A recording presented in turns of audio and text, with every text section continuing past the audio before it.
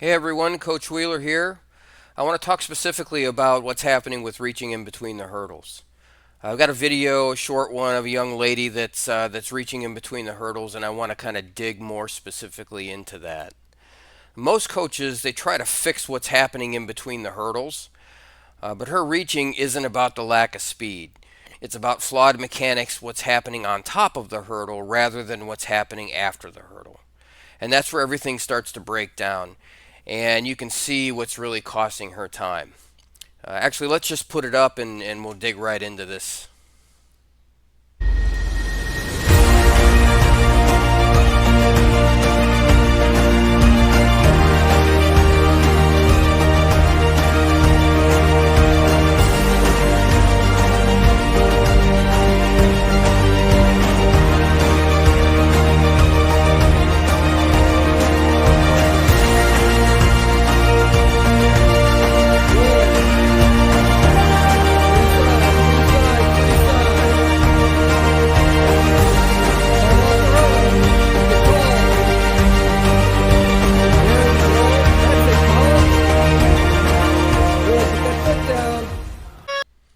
Okay, so I've got this video up here. This young lady in the red is the one I want to focus on. I'm flashing on top of her here.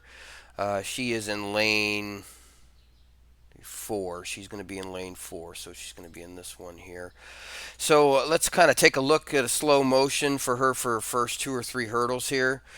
She's getting really good push, pretty good start, comes up a little high, but this is what I'm looking for. See that reach there?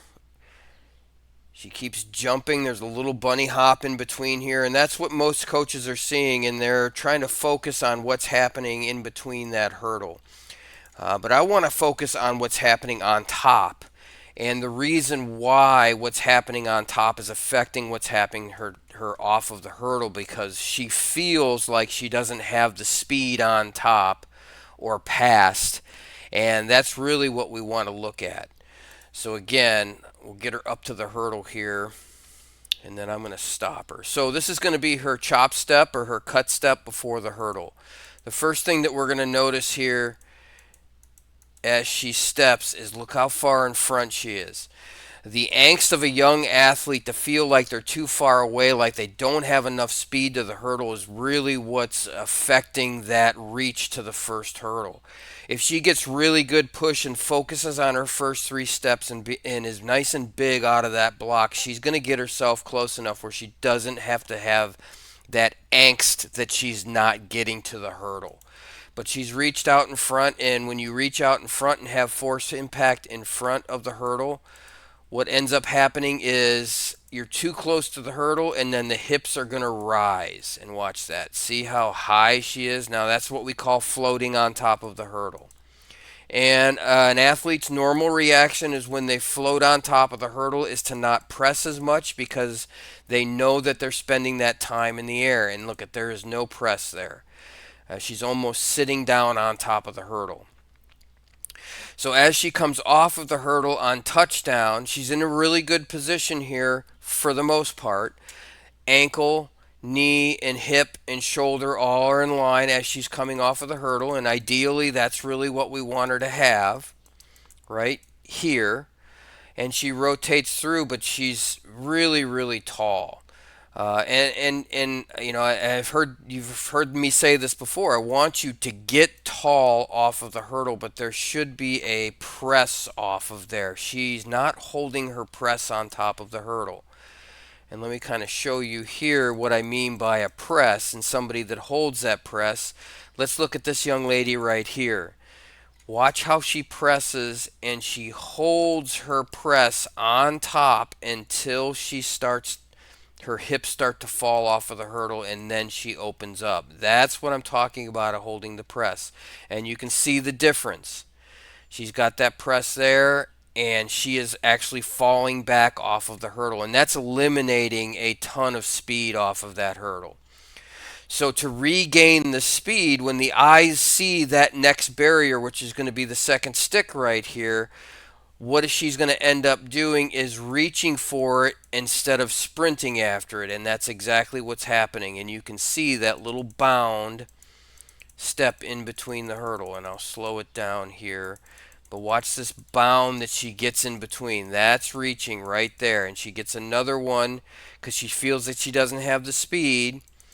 And she's reaching out in front of her body because she feels that she's not going to be able to clear the hurdle or cross the hurdle. And she reaches out in front, and again, the hips are really high on top of there. That's a huge clearance of hip to stick height. And she's not pressing, and that's why we're getting this floating action on top. Okay, now there are another couple reasons why she's floating on top, and that's because she's off balance. And the reason why she's off balance, and I'll very quickly go over this, and I do it all the time.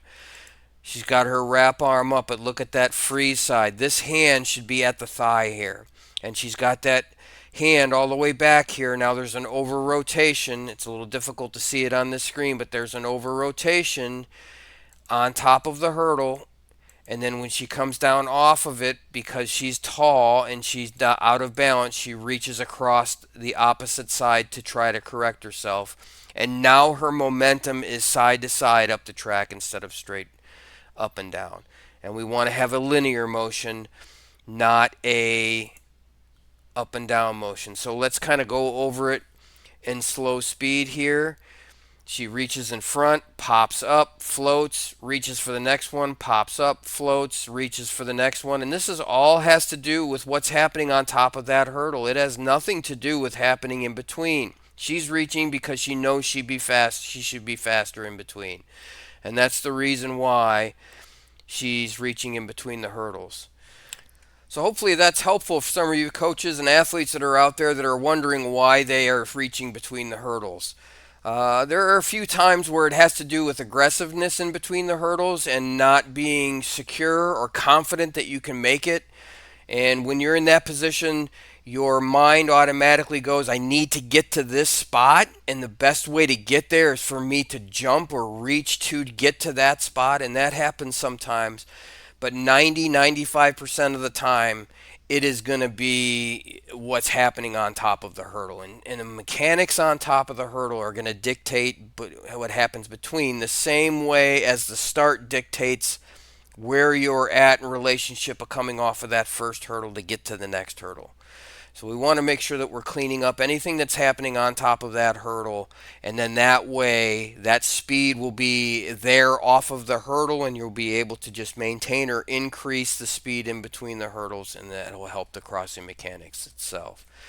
So as you see in that video, we had some issues with holding a press or pressing on top of the hurdle, and getting that foot down underneath the hip on the cut step or the chop step, to allow the body to travel before the stick instead of floating on top of traveling off of the stick. So those are a couple things that we want to kind of work on and think about and look at as we start to help our athletes or help yourself with the reaching in between the hurdle. All right, that's all I've got. So hit that subscribe button if you don't mind, and make a comment if this is helping you out or not, or if you want something else specifically or for me to make. And I will do what I can to help anybody out, and hopefully I will talk to you guys in the next video. Thanks.